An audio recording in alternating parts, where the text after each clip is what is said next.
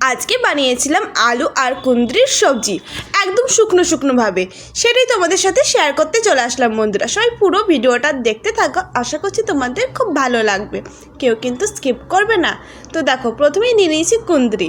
এগুলো কিন্তু আমরা আগে তেলাকুচো বলতাম, তারপর জানতে পারলাম এগুলোর নাম হচ্ছে কুঁদরি। কুঁদরিগুলোকে ভালো করে ধুয়ে তারপর কিন্তু আমি লম্বা লম্বা করে কেটে নিয়েছি, বেশ 4 ভাগে ভাগ করেই কেটে নিয়েছি।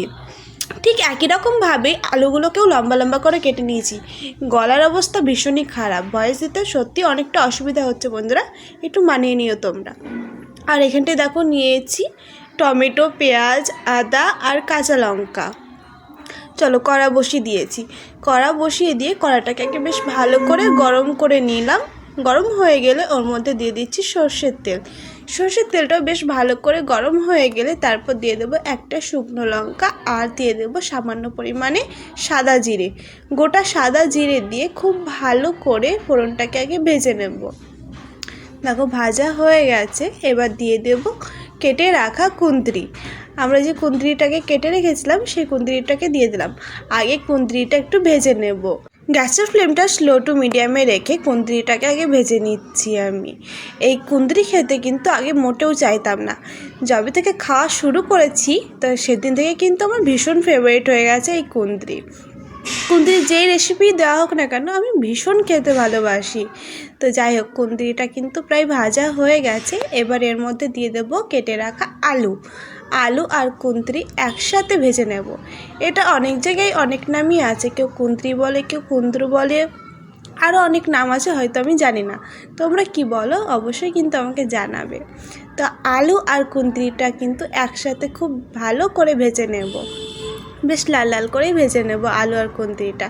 তো ভাজা হয়ে গেছে, এবার দিয়ে দিচ্ছি আমি পেঁয়াজ, টমেটো, কাঁচা লঙ্কা সব একসাথেই দিয়ে দিলাম। এবার আবারও কিন্তু খুব ভালো করে নাড়াচাড়া দিয়ে ভেজে নেব। তোমরা চাইলে কিন্তু আলাদা আলাদা করে ভেজে তুলে নিতেও পারো। আমি কিন্তু আজকে একদম শর্টকাটে করছি, খুব তাড়াতাড়িও হবে আর খেতেও হবে কিন্তু একদম দুর্দান্ত। এক কথায় যাকে বলে অসাধারণ হবে খেতে। তো দেখো ভাজা হয়ে গেছে, এবার দিয়ে দিচ্ছি আদা বাটা। আদা বাটা দিয়ে দিয়েছি। আদা বাটা দিয়ে আবারও ভালো করে নাড়াচাড়া দিয়ে আদাটাকে একটু ভাজা ভাজা করে নেব। আদাটা একটু ভাজা ভাজা হয়ে গেলে ওর মধ্যে দিয়ে দিচ্ছি হলুদ গুঁড়ো, লবণ, দিয়ে দেব সবজি মশলা 1 চামচ, আর দিয়ে দিচ্ছি সামান্য পরিমাণে কাশ্মীরি লঙ্কার গুঁড়ো, আর দিয়ে দিচ্ছি ধনে গুঁড়ো, ওই রোজকার যে গুঁড়ো মশলাগুলো থাকে সেগুলো।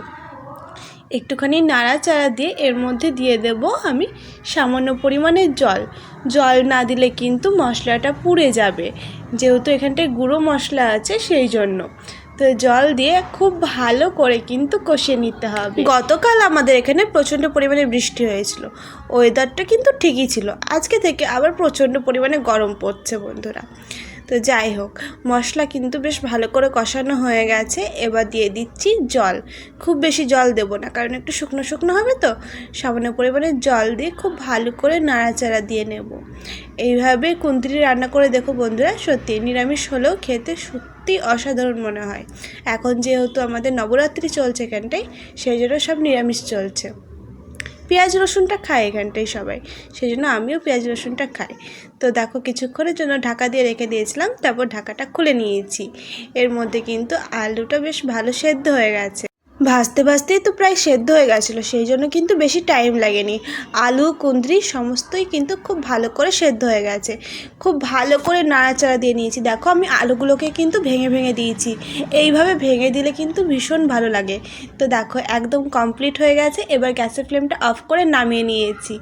তো দেখো আজকের রেসিপিটা তোমাদের কেমন লাগলো বন্ধুরা। আজকের ভিডিওটা কিন্তু একদমই লং করিনি। আজকের রেসিপিটা যদি তোমাদের ভালো লেগে থাকে তাহলে কিন্তু একটা লাইক, কমেন্ট, শেয়ার করতে ভুলবে না বন্ধুরা। তোমাদের সুন্দর সুন্দর কমেন্ট কিন্তু আমাকে আরও উৎসাহ করে নতুন নতুন ভিডিও নিয়ে আসার জন্য।